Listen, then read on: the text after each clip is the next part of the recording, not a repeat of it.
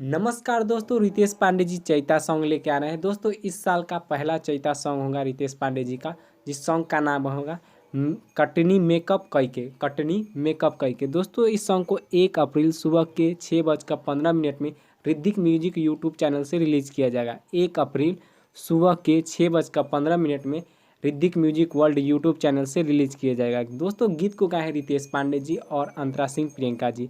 दोस्तों गीत दिए हैं डीजे बहादुर जी ने और संगीत दिए हैं छोटू रावत जी ने। तो दोस्तों 1 अप्रैल सुबह के 6:15 में रितेश पांडे जी का पहला चैता सॉन्ग आ रहा है Hrithik music world YouTube channel से। तो इसे ढेर सारा प्यार दीजिएगा, लाइक और शेयर कमेंट कीजिएगा और भोजपुरी के ऐसे ही खबर जानने के लिए हमारे चैनल को सब्सक्राइब करें।